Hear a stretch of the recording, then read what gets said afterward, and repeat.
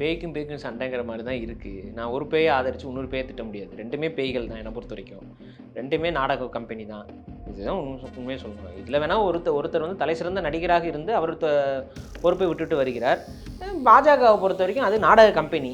அது பல நாடகர்களை அது உள்ளே இழுத்துக்கும். இப்போ நான் கேட்குறேன், இடுப்புக்குள்ள விஜயை நீங்கள் திட்டுறீங்களே, உங்கள் இடுப்பை காட்டியும் உடம்பை காட்டியும் ஆடைய எத்தனையோ நடிகைகள் உங்களோட கட்சிகளில் பொறுப்பு வகிக்கிறாங்களே, என்ன பண்ணுறாங்க? சான்ஸ்கிரிட்டு, ஹிந்தி, ஃப்ரெஞ்சு, ஜெர்மனிலாம் எடுத்து படிச்சுக்கிட்டு இருக்கானுங்க சிபிஎஸ்சியில்.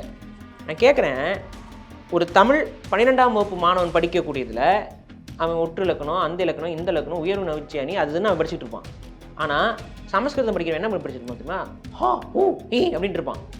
ஏன்னா ஆ இ படிச்சுட்டு இருக்கான்டா, நீ வந்து 12ஆவது படிக்கிறவனுக்கு ஆ இ சொல்லி கொடுத்துட்டு இருப்பாங்க.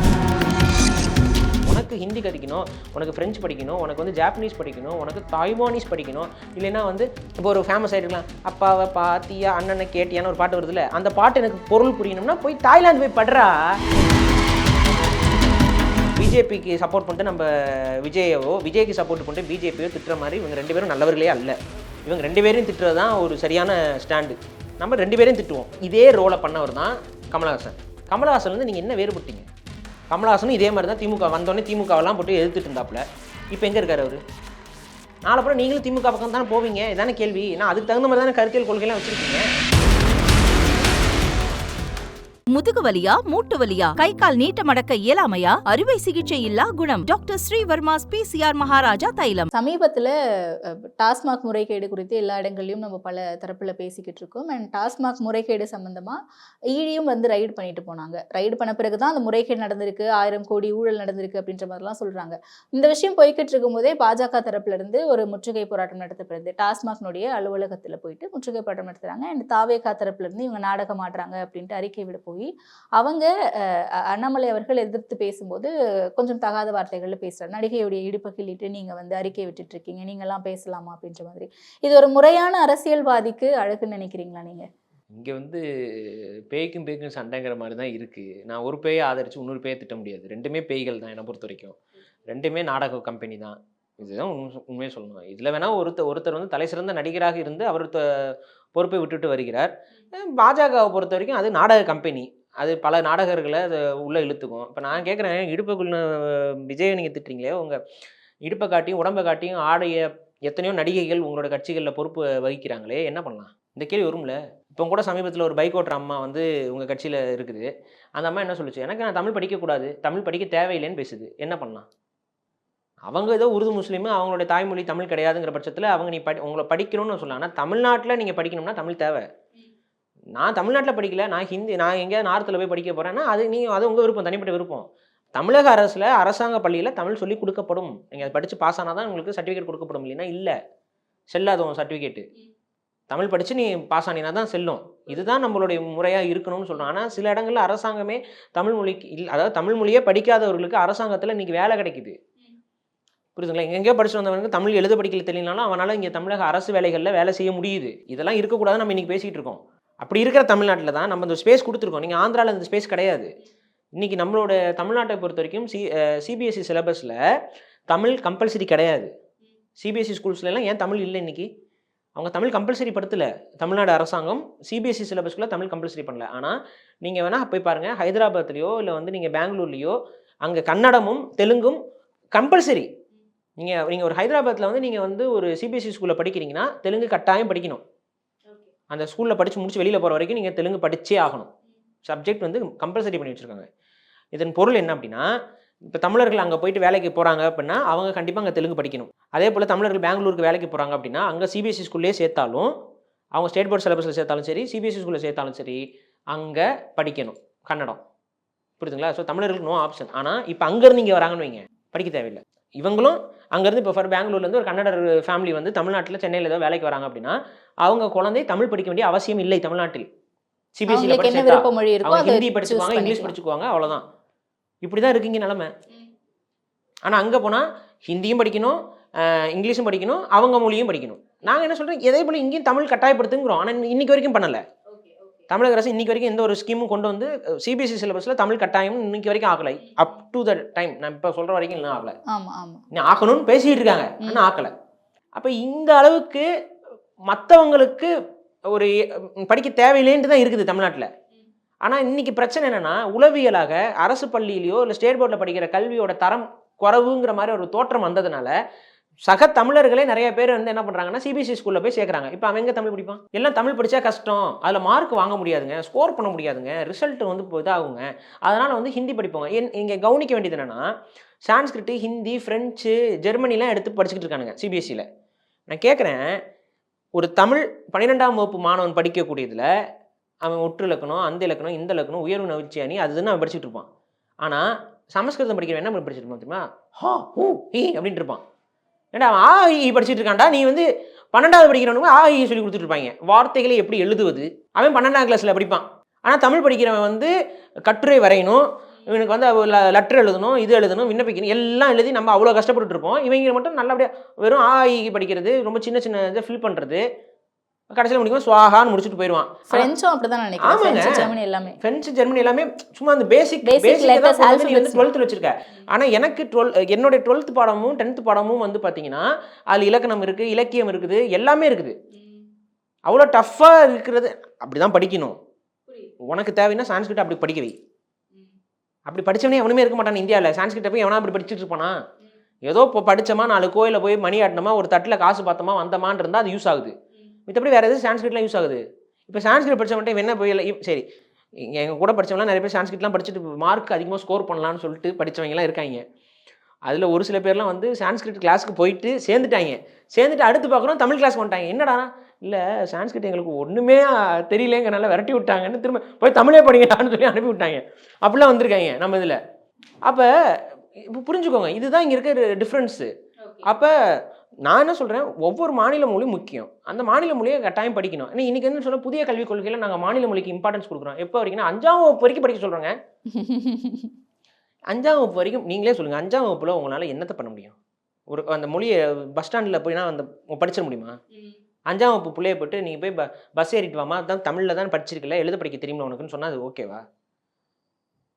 என்னது இது? அவர் அந்த பொண்ணுனால கவிதை பாடிட முடியுமா? இல்லை இலக்கியத்தை புரிஞ்சுக்க முடியுமா? இல்லை வந்து இலக்கிய சுவையை எதுவுமே படப்பண்ணு. 5ஆம் வகுப்பு வரைக்கும் தமிழ் இருக்குது இல்லை, நாங்கள் தான் தமிழை வாழ வைக்கிறோம். என்ன பேச்சு இது? நான் இன்னொன்று சொல்கிறேங்க, ஒரு மொழியை கற்றுக்குறோம் படிக்கிறோம் அப்படின்னா அதெல்லாம் ஒரு அவங்க விருப்பத்தில் உங்களுக்கு தேவைப்படும் பொழுது படிச்சுக்கலாம். இப்போ நீங்கள் ஒரு நார்மலாக வந்து பார்த்தீங்கன்னா வட இந்தியாவுக்கு கார் ஓட்டுற, லாரி ஓட்டுற டிரைவரு, அவர் கூட ஹெல்ப்புக்கு போகிற கிளீனரும் கூட ஹிந்தி பேசுவாங்க.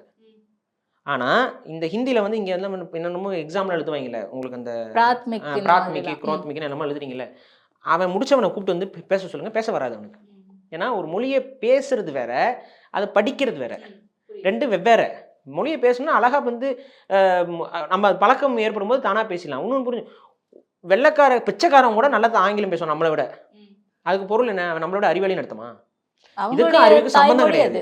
அப்ப அவங்க அடையாளத்தை நம்ம படிக்கணும், அந்த மொழி தேவை. அதுக்கு அடுத்து ஒரு உலகத்தோட கனெக்ட் ஆகிருக்க ஒரு மொழி தேவை. அப்ப நமக்கு உலகத்தோட கனெக்ட் ஆகிருக்க ஆங்கிலமும், நம்ம மக்களும் நம்மளோட பண்பாடு கலாச்சாரம் நம்மளோட மொழியை பாதுகாக்க தமிழும் இருந்தால் போதும். இதுதான் அரசாங்கம் செய்யுது. இதுக்கு மேல எனக்கு வேற மொழி வேணும்னா உங்ககிட்ட காசு இருக்குல்ல, காசு கட்டி படிச்சுக்கோ. புரியுதுங்களா? இப்போ அரசாங்கம் வந்து எல்லாருக்கும் உணவு அப்படின்னு சொன்னா அரசாங்கம் என்ன கொடுக்கும்? ஒரு இட்லி கொடுக்கலாம், சப்பாத்தி கொடுக்கலாம், பூரி கொடுக்கலாம், தோசை சவைலாம். இதுதான் பேசிக்காக இருக்கலாம். எனக்கு பீஸா பர்கர் வேணுங்கன்னு கேட்டால் கவர்மெண்ட் என்ன பண்ணும்? உனக்கு விருப்பம்னா போய் வாங்கி சாப்பிடுன்னு சொல்லும். அதுதான், உனக்கு ஹிந்தி கற்றுக்கணும், உனக்கு ஃப்ரெஞ்சு படிக்கணும், உனக்கு வந்து ஜாப்பனீஸ் படிக்கணும், உனக்கு தாய்வானீஸ் படிக்கணும், இல்லைன்னா வந்து இப்போ ஒரு ஃபேமஸ் ஆகிட்டுருக்கலாம், அப்பாவை பாத்தியா அண்ணனை கேட்டியான்னு ஒரு பாட்டு வருதுல்ல, அந்த பாட்டு எனக்கு பொருள் புரியணும்னா போய் தாய்லாந்து போய் படுறா. உன்னை யாராவது தடுத்தாங்களா? போய் இல்லை இன்னைக்கு எனக்கு அந்த பாட்டுலாம் ட்ரெண்ட் ஆகுது, எனக்கு பொருளே புரியலைங்க. இங்கே கையெழுத்து இயக்கம் நடத்துறாங்க பாஜகவினர். கேட்டால் மாணவர்களே தாமாக முன் வந்து கையெழுத்திடுறாங்க ஹிந்தி வேணும் அப்படின்னு சொல்லிட்டு அப்படின்லாம் சொல்றாங்கல்ல. அப்போ அதெல்லாம் நான் சொல்றேன், எக்ஸாமே வேணாம், ஸ்கூலே வேண்டான்னு மாணவர்களை வந்து கையெழுத்து போட வைக்க முடியும். என்ன பண்ணலாம்? கூட்டத்தை விட என்னால் 100 மடங்கு கூட்டத்தை கூட்ட முடியும். இன்னைக்கு நான் சொல்றேன், யாரெல்லாம் ஸ்கூலெல்லாம் இழுத்து மூடணும், கல்வியே வேண்டாம்னு சொல்ற மாணவர்கள் வந்து கையெழுத்து போடு, எக்ஸாமே வேண்டாங்கிற மாணவன் வந்து கையெழுத்து போடு. எவ்வளோ பேர் வருவோம் தெரியுமா? இதெல்லாம் மாணவர்கள் வச்சு முடிவு எடுக்கிறதா? உனக்கே வந்து தெளிவாக தெரியுது ஒரு குறிப்பிட்ட வயசுக்கு மேலே தான் வாக்கு போடுற உரிமை இருக்குன்னு. அந்த வயசே வராது மைனர்ஸை கொண்டு வந்து நீ வந்து பண்ண, இதுவே சட்ட விரோதம் நீ பண்ணுறது.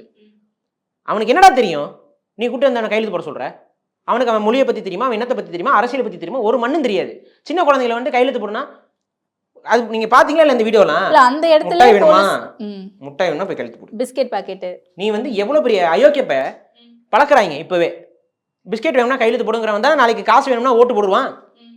என்ன இதுதான் ஒரு கட்சி. இந்த கட்சியை வந்து அந்த கட்சி வந்து திட்டுது.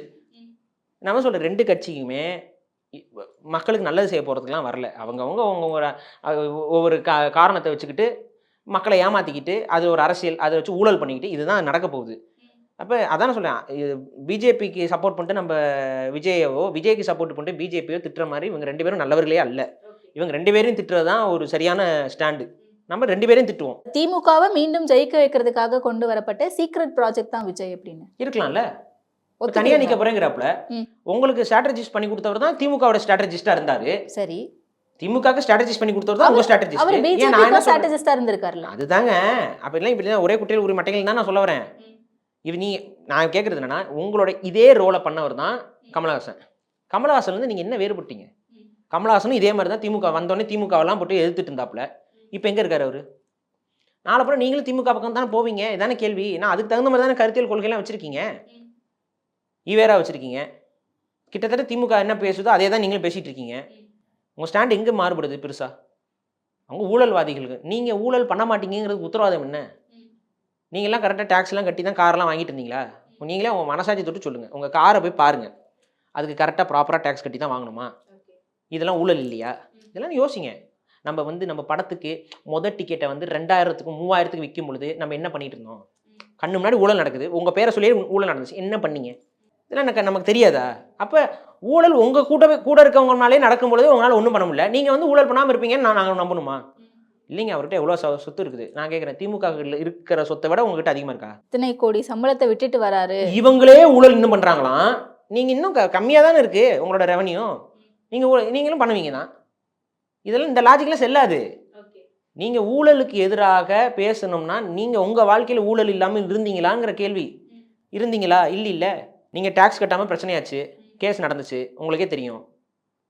அதுக்கப்புறம் நீங்கள் யாரோ ஒருத்தர் நடுவில் இருந்து கேஸ் நடந்து முடிஞ்சிருச்சு, ஃபைன்லாம் கட்டிட்டார்ல சார். ஃபைன் தானங்க கட்டியிருக்காரு. அது தப்பு தானுங்க. மாரலி வேல்யூ ஸ்டாண்ட் இவ்வளோ தான் நான் கேட்குறேன். ஸோ நீங்கள் அதை பேசுவதற்கு தகுதியானவராக எங்களுக்கு தெரியவில்லை. நீங்கள் வந்து இந்த தேட்டரில் இருக்கக்கூடிய இந்த டிக்கெட்ஸ் இது எல்லாத்தையும் வந்து நீங்கள் நினச்சிருந்தா தடுத்துக்கலாம். என் படத்துக்கு யாரும் அப்படி அதிக ப்ரைஸ் போட்டு வாங்காதீங்கன்னு உங்கள் ரசிகர்கிட்ட சொல்லியிருக்கலாம். விற்கக்கூடாதுன்னு சொல்லலாம். அது விற்றவனா யார்?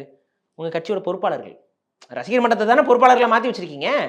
அந்த ரசிகர் மன்றத்தில் இருந்தவன் தானே விற்றான். அவங்களுக்கு கொடுக்கப்படுற டிக்கெட்ஸை தான் அவங்க 2000 3000 வெளியே பிளாக்ல விற்றுக்கிட்டு இருந்தானுங்க. அப்போ அவங்க தான் ரசிகர்கள். இது எப்படி இங்கே வந்து எடுத்துக்க முடியும்? ஸோ இவங்க பிஜேபியோ திமுகவையோ குற்றம் குறை சொல்கிற இடத்துக்கு ஒரு தகுதியான இடத்துல இருக்கிறார்களாங்கிறது கேள்விக்குரியே. ஓகே. ஆனால் அதே நேரத்தில் இவங்க 2 பேரும் என்னமோ வந்து பிஜேபி எதிர்க்கிறவங்க இது பண்ணுறாங்கிறதெல்லாம் திமுக என்ன ரோல் பண்ணுதோ அதே ரோலை தான் விஜய் பண்ணுறாரு. பிஜேபி அடிக்கணும் அப்படின்ட்டு ஒரு இடத்த குள்ளா போட்டு உட்காராரு. அவங்க என்ன பண்ணுவாங்களோ ஏதாவது மாறுதா? எதுக்கு அந்த குள்ளா? நான் கேட்குறேன், எதுக்கு அந்த குள்ளா? ஏன்னா குள்ளானா இப்பயும் குள்ளா போட்டு வர வேண்டியதானே? உங்களுக்கு அவ்வளோ நம்பிக்கை, எப்பவுமே குள்ளா போட்டு வர வேண்டியதானே? டிஃபரன்ஷியேட் பண்றாங்களா? திரைப்படம் வேற, சராசரி வாழ்க்கை வேற. திரைப்படத்தையும் இதையும் நீங்க வந்து திரைப்படத்தில் வன்மத்தை கக்கலாம், திரைப்படத்தில் தவறாக பேசலாம், அதெல்லாம் நம்ம ஏற்றுக்கொள்ளாமா? அப்போ கேரளா ஸ்டோரிலாம் விட்டுலாமா? திரைப்படம் வேற, வாழ்க்கை வேற இல்லை. கேரளா ஸ்டோரி நம்ம அனுமதிச்சிடலாம். நீ எத்தனையோ சினிமா படங்கள்லாம் வந்துகிட்டே இருக்கு. மதம் சார்ந்த, இனம் சார்ந்த பிரச்சனைகள், கலவரத்தை தூண்டுற மாதிரி படங்கள் வந்த மணியமா இருக்கு. அதெல்லாத்தையும் நம்ம அப்படியே கருத்து சுதந்திரம்னு சொல்லி விடலாமா? சரி, அப்படி விடுறதா இருந்தால் நாங்களாம் கஷ்டப்பட்டு எடுக்கிறோமே, ஈழம் சார்ந்த இந்த போராட்டங்கள் சார்ந்த படங்கள்லாம் எடுக்கிறோமே, அதெல்லாம் நீங்கள் அனுமதிக்கிறாங்களே? படம் தானேங்க, படம் வேறங்க. படத்தில் அரசியல் இருக்குன்னு தெரியுதுல்ல, அப்போ அந்த ஏன் அதை செஞ்சீங்க? எத்தனை படங்கள்ல, கொஞ்சம் நஞ்ச படங்கள் இல்லையா? நீங்கள் ஒரு சமூகத்தை, எல்லா சமூகத்திலையும் கெட்டவன் இருக்கான், ஆயுதம் ஏந்தி சண்டை போடுறவன் இருக்கான், தீவிரவாதி இருக்கான், இது எல்லாமே இருக்குது. எல்லா சாதியிலையும் இருக்கான், எல்லா மதத்துலையும் இருக்கான். இப்போ அதை காரணம் காட்டி ஒரு ஒரு குறிப்பிட்ட சமூகத்தை வந்து முழுமையாக கெட்டவங்கிற மாதிரி ஒரு போர்ட்ரே பண்ணக்கூடாதுல்ல. ரிலிஜியஸ் எக்ஸ்ட்ரீமிஸ்ட் அப்படிங்கிறது அவங்க மட்டும்தான் இருக்கிறாங்களா? மித்தவன்லாம் வந்து அவன் மதத்துக்காக தான் சண்டை போட்டுருக்கான். ஆனால் அவன்லாம் வந்து ரிலிஜியஸ் எக்ஸ்ட்ரீமிஸ்ட்டாக கண்ணில் பட மாட்டான். இவங்க மட்டும் கண்ணில். அப்போ அது அந்த வேர்ல்டு ப்ரொபகண்டாவோட இவங்கெல்லாம் அசோசியேட் பண்ணிக்கிறது. அந்த அசோசியேட் பண்ணிக்கிட்டு இன்றைக்கி அதிகமாக எந்த நாடுகள் சுரண்டப்படுது? இஸ்லாமிய நாடுகள் தான் அதிகமாக சுரண்டப்படுது. அதை யாருமே பேச மாட்டோம். அவங்க தான் அதிகமாக ஆயுதம் தூக்குறாங்க. அவன் நாட்டில் தான் நீ அதிகமாக போய் நோண்டிக்கிட்டு இருக்க. அவன் நாட்டை அப்படியே ஒரு நாள் ஃப்ரீயாக விட்டுட்டு வரையா நீ? இவங்களே சண்டை போடுறதுக்கு எல்லாத்தையும் கொடுத்துருவாங்களாம். கொடுத்துட்டு அவங்க உணர்வாக சண்டை போட்டுட்டு இருக்கும்போது போடாது அப்படின்னு இவங்க நல்லவங்க ஆயிடுவாங்களாம். இதுதான் இங்கே நடந்துகிட்டு இருக்கு. அப்போ இதெல்லாம் சினிமா இது எல்லாத்துலேயுமே இன்வால்வ் இருக்குது. நீங்கள் வந்து நான் கரைப்படியாத கரங்களுக்கு சொந்தக்காரங்களாம் விஜய்னால சொல்லிக்கொள்ள முடியாது. அதே போல் நாங்கள் ரொம்ப நல்லவங்க, நாங்கள் செய்கிற அரசியல் வந்து முன்னேற்றத்துக்கான அரசியல், நாட்டு வளர்ச்சிக்கான அரசியல்னால் வந்து இந்த கும்பமேளாவில் போய் கும்பலா செத்த கூட்டம் பேசவே கூடாது. நான் மக்களுக்காக களத்துல இறங்கி இருக்கேன், நீங்க நடிச்சிட்டு டான்ஸ் ஆடிட்டு இருக்கீங்க அப்படின்னு சொல்றாருல, அந்த விமர்சனத்தை ஏற்க முடியுமா? நீங்க களம் நீங்க இன்னும் களத்துக்கே வரல, நீங்க பேசக்கூடாது, நான் களத்துல நிக்கிறேன், எனக்கு தார்மீக உரிமை இருக்குன்ற மாதிரி சொல்றாரு. களம்ங்கிறது ஒருத்தருடைய செயல்படுற இடம். இப்போ ஒரு சினிமா நடிகருக்கு களம் என்ன? Cinema theatre. ஒரு டாக்டருக்கு களம் என்ன? Operation theatre. ஒரு அரசியல்வாதிக்கு களம் என்ன சொல்லுங்க? ஃபீல் மக்களோட. நீங்கள் மட்டும் என்ன போயிட்டீங்களா? நாடாளுமன்றத்துக்கு போயிட்டீங்களா? இது போல இல்லை, இப்போ வரைக்கும் சும்மா அரசியல் கட்சி தலைவராக தானே சுற்றிட்டு இருக்கீங்க. அவங்கள மாதிரி அவரும் ஒரு அரசியல் கட்சி தலைவர் தான். நீங்கள் உள்ள சட்டமன்றத்தில் போயிட்டு நாளைங்க நான் ஒரு வந்து தகுதி படைத்த ஒரு சட்டமன்ற உறுப்பினராக நான் இருந்திருக்கேன், நான் செயல்பட்டுருக்கேன் அப்படின்னா நீங்கள் சொல்கிற நியாயம் இருக்குது. இன்னொன்று, களம் கண்டவர்கள் தான் அரசியல்வாதிகளாக இருக்குன்னா நிர்மலா சீதாராமன் எந்த தொகுதியில் நின்று ஜெயிச்சாங்க? எந்த களம் கண்டாங்க அவங்களாம்? உங்க கூட இந்த எல் முருகன் அவர்லாம் எந்த களம் கண்டு அமைச்சரானாரு சொல்லுங்க? நீங்கள் அந்த களம் எங்கே இருக்குது? அந்த களம் உங்களுக்கு வேண்டப்பட்டவங்களுக்குலாம் அதிகாரத்தை இப்போ கையில் கொடுத்து என்ன ஒரு இந்த சிஸ்டமே எவ்வளோ பெரிய ஏமாத்து சிஸ்டம். மக்களோட அங்கீகாரம் பெறாதவர்கள் இந்த ஜனநாயக நாட்டில் உயர்பட்ச பொறுப்புகளை அடைய முடியுங்கிறது எவ்வளோ பெரிய ஒரு அரசியல் பிழையான கோட்பாடுகள். இதெல்லாம் இருக்குது தானே இங்கே இந்த இந்தியாவில். இதெல்லாம் என்னத்தை களம் கண்ட கூட்டம்? இவங்கெல்லாம் வந்து களம் கண்ட சிங்கங்களா? இதெல்லாம் ஒன்றும் கிடையாது. சும்மா வந்துட்டு ஒரு குறிப்பிட்ட சமூகத்தில் பிறந்துட்டா இவங்கெல்லாம் உயர்வானவர்கள், அவங்களுக்குலாம் அப்படியே அதிகாரத்தை கொடுத்து கையில் கொடுத்து மேலே அனுப்பி விட்டுறது. இதுதான் நடக்குது. உங்கள் களம்ல ஒரு களம் இல்லை, அது ஒரு மதவெறி கூட்ட களம். இவங்க கலவரத்தை உருவாக்குற களம். அந்த களத்தில் இருந்தால் என்ன, இல்லாமல் இருந்தால் என்ன? இப்போ அந்த கோயிலில் போய்ட்டு பிரச்சனை பண்ணிட்டு இருந்தீங்க, அதை உட்காந்து அதை டிசால்வ் பண்ணுறதுக்கு எவ்வளோ வீடியோஸ் நானே கத்தி கதறிக்கிட்டு இருந்தேன். அங்கே தேவையில்லாமல் அமைதியாக இருக்கிற இடத்துல வந்து கலவரத்தை தூண்டுற வேலையை பண்ணி பிஜேபி திருப்பரங்குன்றத்தில் எத்தனை இப்போ நாக்பூர்ல பொய்யா எங்கள் தமிழ்நாட்டில் இனிமேல் நிம்மதியாக எங்கேயுமே போக முடியாது, வர முடியாது. நீங்கள் எல்லா இடத்துலையும் நீங்கள் வந்து மதம் சார்ந்த பிரச்சனைகளை உருவாக்கிக்கிட்டே தான் இருக்கிறீங்க. இப்போ நடுவில் வந்து இந்த சாவால்னு ஒரு படம் எடுத்தாங்க. அந்த படத்துலையும் வந்து பார்த்தீங்கன்னா அவங்க நினச்சது வந்து மராட்டியர்களை வந்து மதத்தின் பேரால் இழுத்துடலாம், இந்து நேஷனலிசத்துக்குள்ளே கொண்டு வரலான்னு இழுத்தாங்க. ஆனால் அதை எடுத்தது வந்து மராட்டிய அரசர்களை பற்றி எடுத்ததுனால சாவால் வந்து அப்படியே பேக் ஃபயர் ஆகி அங்கே மராட்டிய நேஷனலிசம்க்கு சப்போர்ட் ஆகி போயிடுச்சு. அவன் திரும்ப ஹிந்தி எதுக்குறேன் ஊர்லன்னு கேட்குறான். மராட்டியில் பேசுன்னு போய் ஏர்டெல் நிறுவனத்தில் போய் சண்டை போட்டு வரான். அப்படியே நான் அப்படி சொல்லி படம் எடுக்கலடா, ஆடி அங்கே பாரு ஜெய் ஸ்ரீராம் ஜெய் ஸ்ரீராம் மராட்டி அப்படிங்கிறாங்க. அப்போ முழிக்கிற அதான் எடுபடாது. உண்மை எதுவோ அந்தந்த இனங்கள் அவங்க அவங்களோட அரசியலுக்குள்ளே தான் வருவாங்க. நீங்கள் மராட்டிக்கு தான் அங்கே முக்கியத்துவம் கொடுக்கணும். அங்கே போய் ஹிந்திக்கு நீ ஏன் முக்கியத்துவம் கொடுத்த? மராட்டியர்கள் இருக்க பாம்பே மும்பையில் நீ என்ன பண்ணி வச்ச? போட்டு அவன் இன்னைக்கு வந்து நீங்கள் மும்பைக்கு போயிட்டீங்கன்னா மராட்டி எங்கேயா பேசப்படுதா? மும்பையில் ஒழிச்சிட்டில. அப்போ அந்த வெறி அவனுக்கு இருக்கும்ல, அந்த கோபம் இருக்கும்ல. நீ அவங்ககிட்ட போயிட்டு சாவால் அப்படின்னா ஆமாம் அப்படின்ட்டு அவன் சண்டைக்கு போகிறான். இப்போ திரும்ப நாங்கள் மராஷ்டிர ராஜ்சா அப்படின்ட்டு போகிறான். அவன் உட்காந்து அங்கே இருக்க பெண்கள்லாம் உணர்வு பெற்று எந்திரிச்சு வந்து மராட்டியத்தில் வந்து அந்த ராஜாவை புகழ்ந்து கத்த ஆரம்பிக்கிறாங்க. உன்னோட அங்கே சாமிக்கு அங்கே மதிப்பு இல்லைப்பா, அந்த மக்களுக்கும் அந்த மக்களோட உணர்வுக்கும் தான் அந்த மதிப்பு. நீ மதத்தின் பேரால் கலவரத்தை தூண்டலாம்லாம் இங்கே விளங்காது. அது இனிமேது அவன் இனமாகத்தான் ஒருங்கிணைய போகிறான். ஏன்னா அதுதான் இருக்கிற கான்ஸ்டியூஷனல் செட்டப் அப்படி தான் இருக்குது. அப்போ ஒரு சரியான வளர்ச்சிங்கிறது ஃபெடரலிசத்தை நோக்கி நகரணும், ஒரு கூட்டாட்சி தத்துவத்தை நோக்கி நகரணும். அந்தந்த மொழி அந்தந்த மக்களுக்கு அதெல்லாம் ஏற்குதா இந்த பாஜக? நீ என்ன வந்து விஜய் அவர்களை குறை சொல்றதுக்கு உங்களுக்கு என்ன தகுதி இருக்குது? அதே போல் விஜய் அவர்கள் இந்த பக்கம் பேசுறதுக்கும் தகுதி இல்லை தான்.